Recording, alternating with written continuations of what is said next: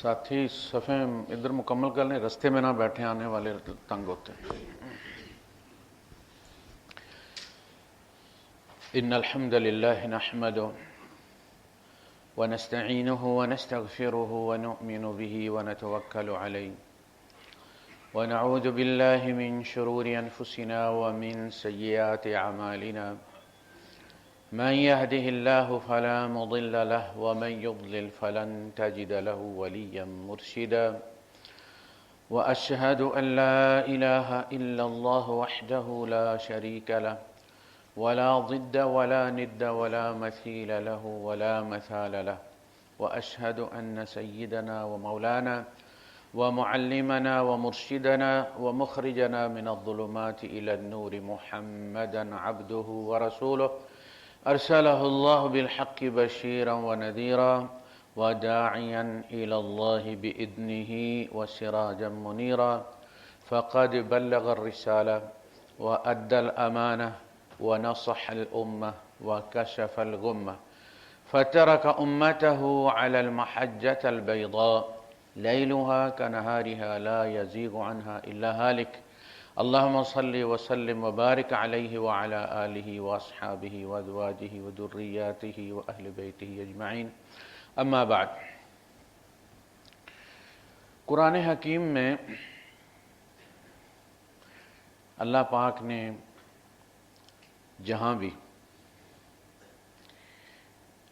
قانون سازی کی ہے، کوئی قانون بنایا ہے یا کوئی قانون رد کیا ہے جو قبائلی رواج چلا آ رہا تھا، اس کو باقاعدہ موضوع بنایا، ایسے چلتے چلتے بات نہیں کر دی بلکہ اس کو موضوع بنا کر بات کی، وہاں اس کی پوزیشن واضح ہوتی ہے۔ یعنی کوئی واقعہ ہوتا ہے اور اس واقعے کو بنیاد بنا کر پھر اس کی ڈی بریفنگ ہوتی ہے، اس کا صغرا کبرا بیان کیا جاتا ہے، بری چیز سے روکا ہے تو اس کے مضمرات بتائے جاتے ہیں، پھر نیا حکم دیا جاتا ہے۔ جتنے بھی غزوات ہوئے بڑے، غزوہ بدر اس کو سورہ الانفال میں ڈی بریف کیا گیا، موضوع بنایا اس کو پورا۔ پھر غزوہ احد ہوا، 70 مسلمان شہید ہوئے، رسول اللہ صلی اللہ علیہ وسلم خود زخمی ہوئے، اس کو پھر ڈی بریف کیا سورہ آل عمران، اور اس میں پھر یہ بتایا کہ کیا وجہ تھی کہ تم جیتی ہوئی جنگ ہار گئے، حتی اذا اسخنتموہم، پھر یہ کہ خامی کیا تھی، اور یہ خامی اگر اس فوج میں بھی پائی جائے جس میں محمد رسول اللہ صلی اللہ علیہ وسلم خود موجود ہے تو بھی اس کے نتیجے نکلتے ہیں، لازماً اس کا نتیجہ نکلے۔ یعنی اللہ کے رسول صلی اللہ علیہ وسلم نے میدان جنگ کا جائزہ لینے کے بعد ایک درے پہ تیر انداز کھڑے کیے اور ان سے تاکید کے انداز میں کہا کہ اگر تم یہ دیکھو کہ ہمیں شکست ہو گئی ہے اور ہماری لاشیں نوچی جا رہی ہیں تو بھی تم نے یہ درہ نہیں چھوڑنا۔ اس سے آپ اندازہ کریں کہ اللہ کے رسول صلی اللہ علیہ وسلم کی بطور جرنیل کیا حیثیت تھی۔ اور مزے کی بات یہ ہے کہ حضرت خالد ابن ولید ہی اس سانے کا جو ہے وہ سبب بنے۔ جب فتح ہو گئی اور مسلمان جو ہے وہ مال غنیمت سمیٹنے لگے تو جو درے والے تھے انہوں نے سوچا کہ حضور نے تو کہا تھا کہ شکست ہو جائے، یہ تو فتح ہو گئی ہے، مال سمیٹا جا رہا ہے۔ انہوں نے اپنے کمانڈر کی حکم کی خلاف ورزی کرتے ہوئے وہ منع کرتے رہے، درہ چھوڑ دیا اور چلے گئے مال سمیٹنے۔ خالد ابن ولید نے دیکھا کہ جگہ بن گئی ہے، وہ گھوم کے پیچھے سے آئے اور اس درے سے انہوں نے حملہ کر دی۔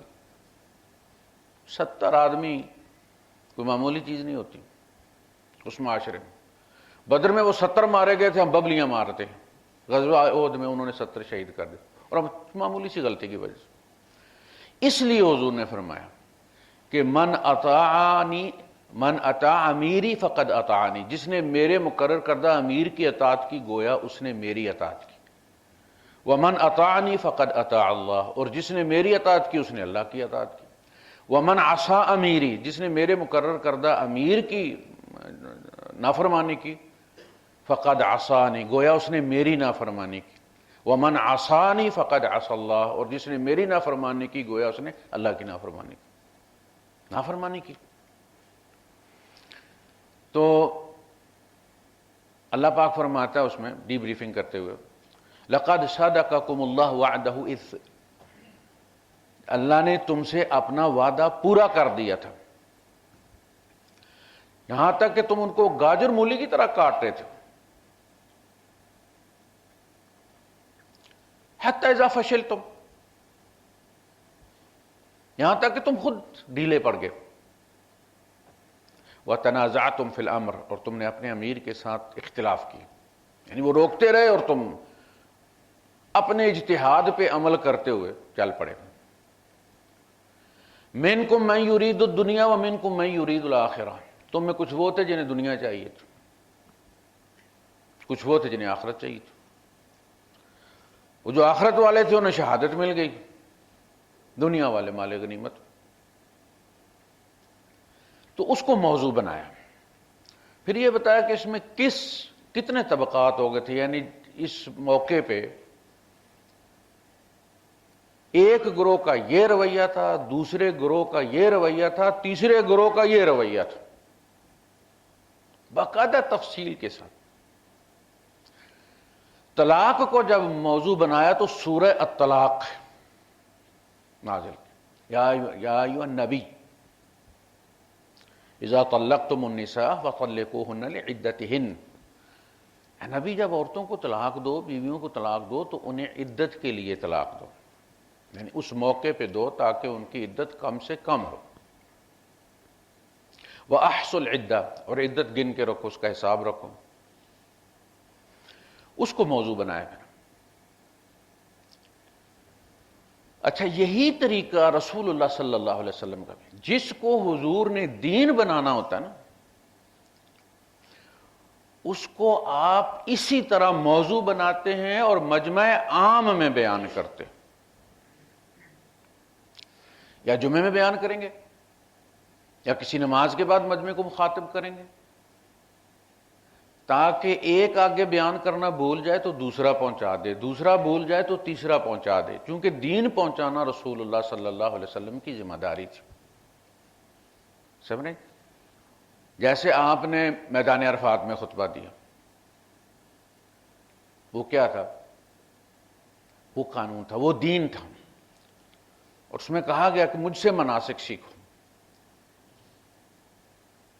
خذوا منی مناسککم. پھر مزدلفہ میں آپ جتنے دن رہے، وہاں آپ وہ جو ٹکڑے سنتے ہیں نا آپ روایات میں، وہ وہاں بیان کی. مجمع میں کسی بندے کے ساتھ اگر اللہ کے رسول صلی اللہ علیہ وسلم نے کہیں جاتے ہوئے کوئی بات کی ہے تو وہ بات اس بندے کے لیے ہے، اس کو بتانا وہ ضروری بھی نہیں ہے. کوئی بات بندہ کسی خاص بندے کے لیے ہی کرتا ہے، وہ سب کے لیے نسخہ نہیں ہوتا، وہ نسخہ اسی مریض کے لیے ہوتا ہے، جبکہ دین سب کے لیے ہے. جب مجمع میں بیان کریں گے تو وہ سب کے لیے ہوگا اور دین ہوگا، دین کی سنت ہوگی. باقی بطور انسان اللہ کے رسول صلی اللہ علیہ وسلم کھاتے پیتے آ رہے تھے، پہلے سے شادی بیاہ یہ ساری چیزیں پہلے سے موجود تھیں. پڑوسی تھے، دوست احباب تھے، کسی کو مشورہ دینا ہے، وہ اس بندے کے لیے تھے. ایک بندے کے ساتھ اللہ کے رسول صلی اللہ علیہ وسلم بات کرتے ہیں، وہ بتانا بھول جاتا ہے تو دین کا وہ حصہ تو چلا گیا، وہ فوت ہو جاتا ہے. دین اس طرح نہیں پہنچا، دین امت کے ذریعے پہنچا جیسے قرآن امت کے ذریعے پہنچا۔ جس کو دین کی سنتیں کہتے ہیں نا، وہ ہیں جن کو اللہ کے رسول صلی اللہ علیہ وسلم موضوع بنا کر مجمع میں بیان کی۔ اب وہ روایت آپ سنتے ہیں کہ جس میں کہتے ہیں کہ جی حضور نے منع کیا تھا پیمند کاری سے۔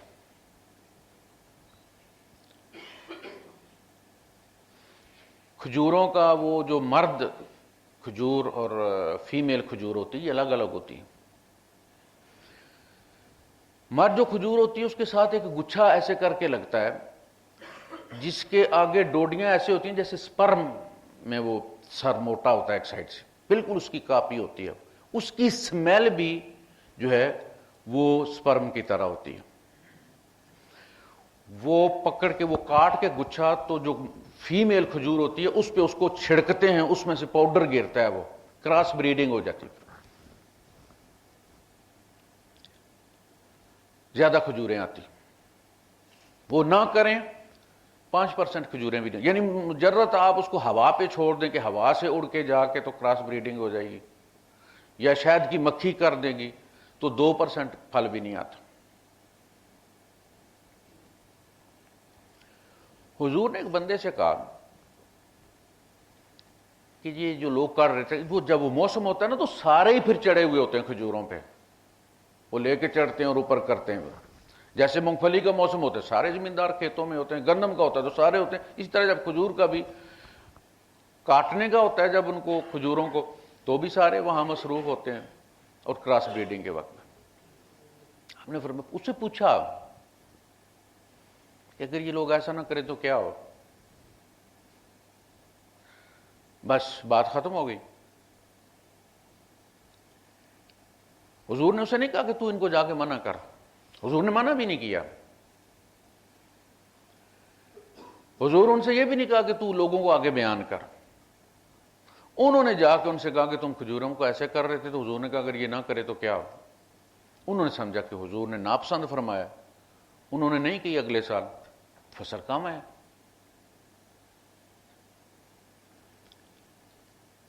تو انہوں نے حضور سے کرا کے شکایت کی کہ اللہ کے رسول آپ نے منع کیا۔ میں نے منع نہیں کیا تھا، میں نے منع نہیں کیا تھا۔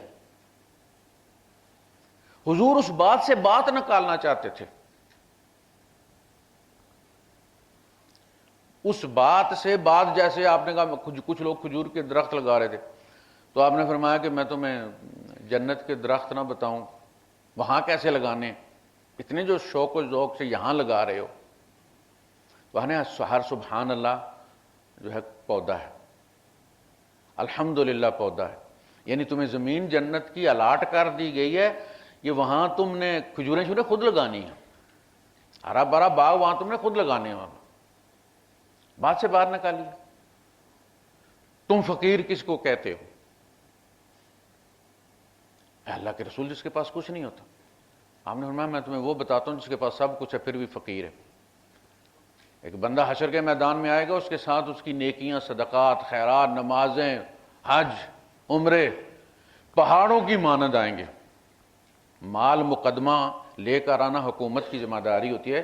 جب قیدی اگر اس نے قتل کیا ہوا ہے تو ہر تاریخ پہ وہ جس بندوق سے اس نے قتل کیا ہوا ہے، وہ جو خول ہیں، وہ مقتول کے کپڑے، جوتیاں، وہ ایک بوری میں بند ہوتی ہیں، اس کو کہتے ہیں مال مقدمہ، وہ ساتھ لے کر آتے ہیں، وہاں پیش کیا جاتا ہے۔ تو ہم یہ سارا مال مقدمہ قیامت کے دن وہاں دیکھیں گے۔ فَمَن يَعْمَلْ مِثْقَالَ ذَرَّةٍ خَيْرًا يَرَهُ وَمَن يَعْمَلْ مِثْقَالَ ذَرَّةٍ شَرًّا يَرَهُ۔ نیکی بدی وہاں لائی جائے گی۔ فَيَأْتِ بِهَا اللَّهُ، یاتی بِهَا اللَّهُ، اللہ اس کو لے کر آئے گا اپنے خرچے پر۔ تو حضور نے فرمایا وہ اس شان سے آئے گا کہ پہاڑوں کی مانند اس کی نیکیاں ہوں گی، یعنی اس شان سے وہ اترے گا میدان میں حساب دینے کہ نیکیوں کے پہاڑ ہوں گے اس کے۔ لیکن اس نے کسی کا حق مارا ہوگا، کسی کی غیبت کی ہوگی، کسی کی چغلی کی ہوگی، وہ چیز، وہ پہاڑ ان میں تقسیم کر دیے جائیں گے۔ یعنی جو ہمارے اسلاف جو بتایا کرتے تھے نصاب، وہ کہتے تھے کہ ایک رتی کے عوض جو ہے وہ 200 نماز دینی پڑے گی. وہ نماز جو اکاؤنٹ میں موجود ہوگی وہ نہیں جو ہم نے پڑھی ہوئی ہے، شاید ہماری لاکھوں میں سے ہزاروں وہاں رجسٹر ہوں گے، قبول ہوں گے. وہ 200 نماز ایک رتی، 8 رتی ہوتی ہیں ایک درہم میں، 1600 نماز ایک درہم کے بدلے دینی پڑے گی جو کسی کا کھایا ہوا ہے. یہاں تک کہ وہ نیکیاں حقداروں میں تقسیم ہو جائیں گی، ختم ہو جائیں گی، لینے والوں کی لائن ابھی لگی ہوئی ہوگی. تو اللہ کے رسول صلی اللہ علیہ وسلم فرماتے ہیں کہ پھر کہا جائے گا کہ ان کے جن کے اس نے دینے ہیں ان کے گناہ لے کے اس کے سر پہ ڈالو. ان کی بھی پھر تعین ہوگا کہ کتنی چیز کے بدلے میں کتنے گناہ ڈالنے ہیں، یہاں تک کہ ان کے گناہ بھی اس کے گلے میں ڈال دیے جائیں گے. اور اس کی نمازیں، اس کے روزے، اس کے حج، اس کے عمرے لے کر دوسرے جنت میں چلے جائیں گے. یہ دوسروں کے گناہ، کوئی شراب پی ہوئی ہے اس نے، کوئی اور اس نے جرم، اس کا یہ اٹھا کے جہنم میں چلا، یہ فقیر ہے، ہوتے ہوئے بھی فقیر ہو گیا ہے. یہ ایسا. تو اللہ کے رسول صلی اللہ علیہ وسلم ایک دیکھتے تھے موقع اور پھر اس کو آخرت کے ساتھ کنیکشن دے دیتے تھے. ایکسپوئر تھراپی، بالکل میدان میں آ کے فیلڈ میں ٹریننگ دینی ہے. لرننگ بائی ڈوئنگ، کر کے دکھائیے اللہ کے رسول صلی اللہ علیہ وسلم. یہی اللہ پاک کا بھی انداز ہے دونوں کو. تو آپ نے فرمایا انتم اعلم بامور دنیاکم، یہ دنیاوی معاملات میں تم بہترین جانتے ہو، تجربے کی دنیا ہے نا، تم بہتر جانتے ہو اس میں، اس کا دین کے ساتھ کوئی تعلق نہیں ہے. میں جب دین کے معاملے میں تمہیں حکم دوں تو اس کو مانو، سنو اور اطاعت کرو. یہ تو تمہارے اپنے تجربے کی دنیا. تو اللہ پاک نے یہ جو صورتیں نا، ان کے اندر بھی حکمت ہے. ایک موضوع ہے پورا، اس کا اس میں احاطہ کیا گیا، یعنی الطلاق، اور جوڑے ہیں یہ الطلاق التحریم، یہ جوڑا ہے. تحریم میں لاڈ پیار میں اللہ کی راہ سے ہٹ جانا، یعنی بیویوں کی محبت میں اللہ کی راہ سے ہٹ جانا، عدل نہ کرنا، وہ موضوع ہے. اور طلاق میں بیویوں کے ساتھ زیادتی کرنا، یہ دو انتہائیں ہیں. ان کو ستانا، ٹیکنیکلی کوئی پوائنٹ پکڑ لینا اور پھر اس کو اذیت دینا، بچے نہ دینا، بچوں سے ملنے نہ دینا. لا تضار والدۃ بولدہا ولا مولود لہ بولدہ، بچے کی وجہ سے نہ ماں کو اذیت دو نہ باپ کو اذیت دو. اگر ماں کے پاس ہے، ننھیال میں ہے، تو اس کے دادی دادا کو، اس کے باپ کو ملنے سے مت روکو، اذیت مت دو. اور اگر ددھیال میں ہے تو اس کی ماں کو اور اس کے ماموں کو اور اس کی نانی کو ملنے سے مت روکو، اذیت مت دو. ہم کوشش کرتے ہیں کہ جتنا کسی کو ستا سکتے ہیں اتنا ستائیں. وہ جتنے ہمارے دینداری میں 5 وقتہ نمازی ہوگا، لیکن گھریلو معاملات میں 7 وقتہ اللہ کا مجرم ہوگا. یعنی ہم یہ سمجھتے ہیں کہ نمازیں، یہ روزے، یہ ہیوی ڈیوٹی لائسنس ہے بدی کرنے کا، افینس کرنے کا. ساری زندگی اللہ کی راہ میں لگا دی ہے، اور بیوی سے قرآن پر حلف لے لیں کہ تم اپنے ماں باپ سے، اپنے بہن بھائیوں سے جو ہے وہ کوئی رابطہ نہیں رکھو گے، کوئی تعلق نہیں رکھو. اب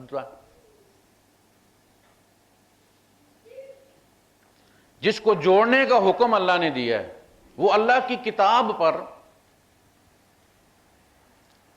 اس کو توڑنے کا حلف لے رہا ہے، یہ ہے بغاوت۔ ایک ہوتا ہے گناہ، گناہ اور بغاوت میں زمین آسمان کا فرق ہے۔ آپ سپیڈ زیادہ کرتے ہیں، آپ نو انٹری سے داخل ہوتے ہیں، یہ آفینس ہے۔ ہر انسان اس طرح کے آفینس زندگی کے ہر شعبے میں کرتا ہے۔ آدم علیہ السلام سے نہیں ہوا، ابلیس نے جو کیا وہ بغاوت تھی۔ آدم علیہ السلام سے جو ہوا وہ خطا تھی، وہ گناہ تھا۔ ابلیس نے بغاوت کی تھی، چیلنج کیا تھا۔ آدم علیہ السلام سے تعویل کی غلطی ہوئی، کسی پر اعتبار کر بیٹھے، اس کی تعویل کا شکار ہو گئے اور ہو گئے۔ تو اللہ کی کتاب پر حضور نے اس کی مثال دی ہے، تقاسموا باللہ لنبیتنہ واہلہ ثم لنقولن لولیہ ما شہدنا مہلک اہلہ۔ اللہ کی قسم کھا کر وہ حلف لے رہے ہیں کہ اپنے نبی کو رات کے وقت چھاپا مار کے ان کے گھر پر ان کو اور ان کے گھر والوں کو مار دیں گے۔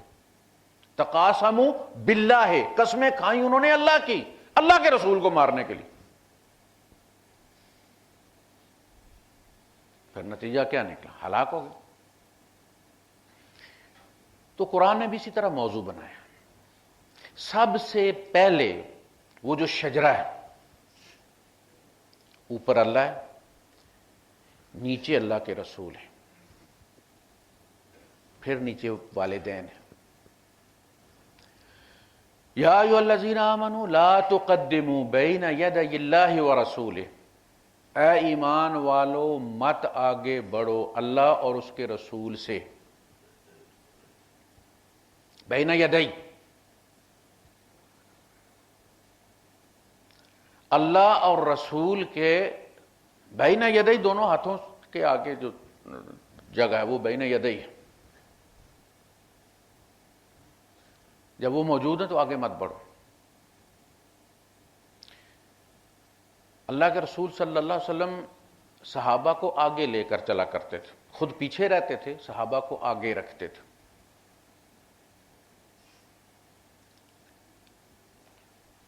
تمام نبیوں کو یہی حکم تھا، وَاتَّبِعْ أَدْبَارَهُمْ، ان کو آگے رکھو، ان کی ایڑیوں کے پیچھے رہو، پشتوں کے پیچھے رہو، تم ان کو آگے رکھو۔ ڈسپلن رہتا اس میں، پتہ ہوتا پیچھے سے کوئی دیکھ رہا ہے، لیڈر آگے دوڑتا ہوا جا رہا ہے، پیچھے ایک دوسرے کو مکے مارتے ہوئے، کان کھینچتے ہوئے، مذاق کرتے ہوئے جا رہے ہیں، تو عجیب سی وہ کہنا پیچھے لیڈر ہے اور وہ آگے چل رہے ہیں تو ذرا سمارٹ ہو کے چلیں گے، کوئی ایسی حرکت نہیں کریں گے، اوچھی اس کی نگاہ میں رہیں گے۔ اللہ رسول کے حکم کی موجودگی میں یہ جو کہا جا رہا کیا ہے؟ لا تقدموا، مت آگے بڑھو، بین یدی اللہ ورسولہ۔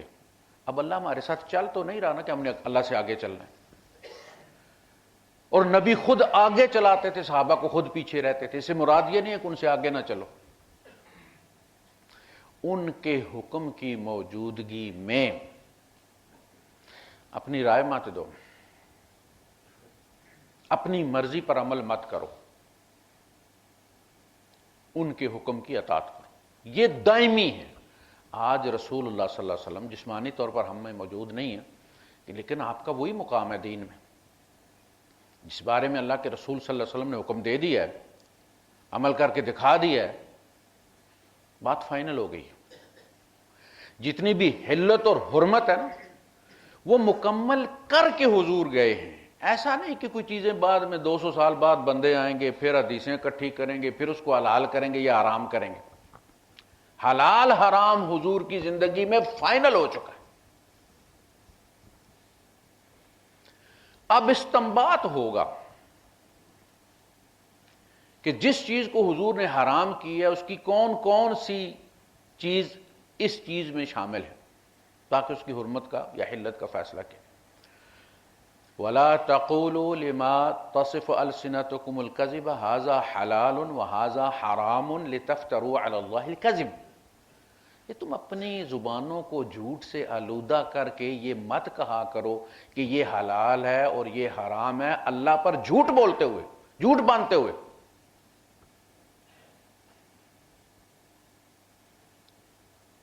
یہ کہہ دینا فلاں چیز حرام ہے جی، ایسے منہ سے نکال دینا، یہ قیامت کی بات ہے۔ قاسم بن محمد بن ابو بکر سے کسی نے پوچھا کہ فلاں چیز حرام ہے، آپ خاموش ہو گئے، لیکن چہرے پہ جو ہے وہ کراہت کے، کچھ سوال سن کے اللہ کے رسول صلی اللہ علیہ وسلم کا بھی یہ ہوتا کہ اس کو یہ سوال نہیں کرنا چاہیے تھا، یعنی اپنے تقوی کے لیے رسی دوسروں پر تنگ کر دینا۔ عمر فاروق رضی اللہ تعالیٰ عنہ ایک غزوے میں جا رہے تھے، سریے میں لشکر کے ساتھ، اپنے دور میں جب وہ امیر تھے، تو کسی نے کسی بدو سے سوال کیا، پانی نہیں ملا کافی جگ کے بعد، کہیں کسی بستی کے پاس کوئی تالاب تھا، بارش کا پانی رکا ہوا تھا، تو آپ نے کہا کہ بھائی بھر لو، آپ نے مشکیزیں بھی جانوروں کو بھی پلا لو اور خود بھی پیو، وضو کرو، نماز پڑھو۔ تو ایک بدو جا رہا تھا، اس کو کسی نے آواز دی لشکر میں سے، اور اس سے پوچھا کہ یہاں کوئی حرام جانور تو آ گیا نہیں پانی شانی پیتے گا؟ یہ جانور جب پانی پیتے ہیں تو آپ کو پتہ ہے ان کی فطرت ہوتی ہے، پیشاب بھی کرتے ہیں۔ تو آپ نے اس بدو کو روک دیا جواب دینے سے، آپ نے اس سے کہا کہ اس کے سوال کا جواب مت دو، یہ اس امت کی رسی تنگ کرنا چاہتا ہے، یہ اس سوال کے ذریعے امت کا گلا گھونٹنا چاہتا ہے، تنگی کروانا چاہتا ہے قانون میں۔ یہ بنی اسرائیل کی عادت، سوال پر سوال۔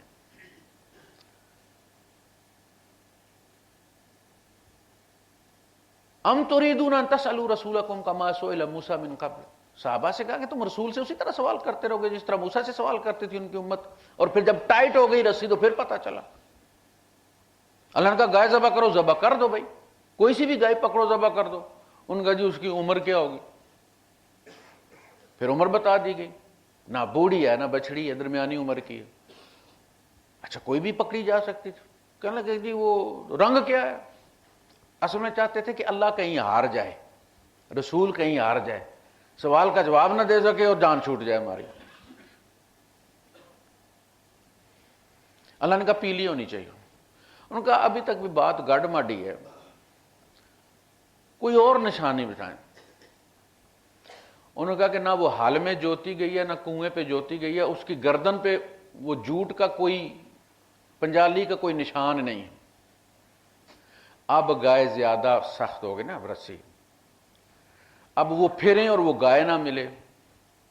ایک ہی گائے ملی اور اس نے کہا کہ اس کی جو چمڑی ہے اس شرط پہ بیچوں گا کہ اس کی چمڑی جو ہے وہ سونے سے بھر کے مجھے دو،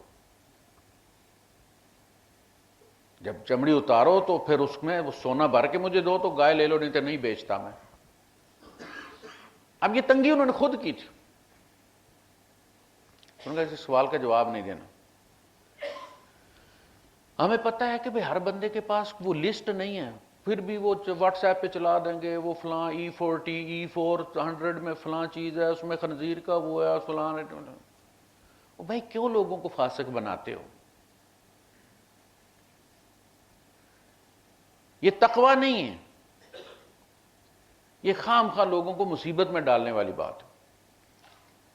یہود کے یہاں سے پنیر آیا کرتا تھا، عیسائیوں کے یہاں سے پنیر آیا کرتا تھا، اللہ کے رسول صلی اللہ علیہ وسلم نے کبھی تحقیق نہیں کی، پنیر ہے نا خالد۔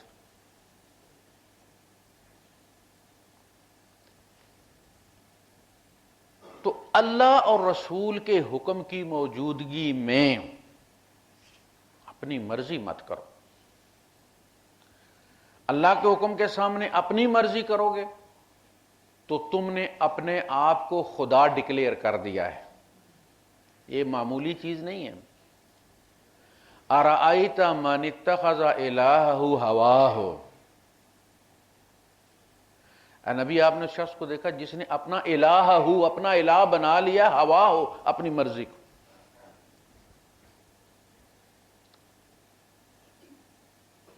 کیا آپ اس کے وکیل بنیں گے؟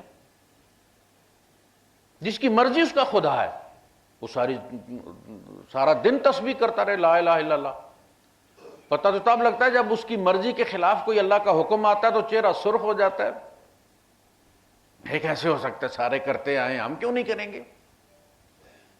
پتہ چل گیا وہ سارا منافقانہ تھا، وہ جو تسبیحات پوری ہوتی تھی نا وہ منافقانہ تھی۔ اللہ کا حکم ہے بس۔ اس سلسلے میں وہ علامہ اقبال کی مثال ہمارے ڈاکٹر اسرار احمد صاحب دیا کرتے تھے۔ ان کی بہن 14 سال اجڑی رہی، گجرات میں بیاہی ہوئی تھی، 14 سال کے بعد شوہر گیا لینے کے لیے، تو بھائی جو ہوتے ہیں وہ ان میں ذرا تڑ زیادہ ہوتی ہے، ان کا نہیں بھیجنی۔ 14 سال اس نے جوانی گزار دیا ہے، اس وقت اسے یاد نہیں آئی کہ کسی کی بہن کسی کی بیٹی اجاڑ کے بٹھائی ہوئی ہے۔ وہ خدا جو رزق روک لینے پہ، سٹاک کرنے پہ غصے میں آ جاتا ہے، بارش روک لیتا ہے، تم جب کسی کی بہن اور بیٹی کو اس طرح اجاڑ کر بٹھا دیتے ہو تو کیا خیال ہے تمہارا؟ اور گارنٹر بھی وہ خدا تھا، کلمے کے نام پر تم نے لی تھی، نال حکم شریعت دے تم نے قبول کی تھی، اب شریعت کدھر گئی ہے؟ کیا شریعت نے کوئی احکامات نہیں دیے کہ یہ کنٹریکٹ جو ہے یہ سوشل کنٹریکٹ ہے، اس کی شرائط کیا ہیں، کن شرائط کے ساتھ منعقد ہوگا اور کن شرائط کے ساتھ یہ ختم ہوگا؟ گالی کی طرح دینا طلاق، وہ طلاق گالی نہیں کنٹریکٹ ہے، خدا اس میں گارنٹر ہے، اس کی مہر لگی ہوئی ہے اس پر۔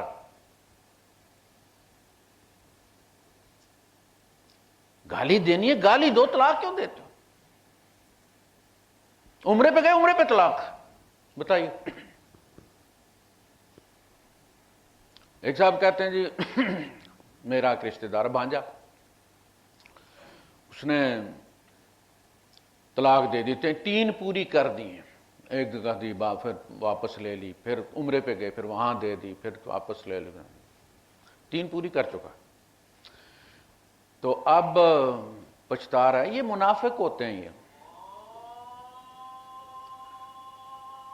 وآخر دعوانا الحمدللہ رب العالمین۔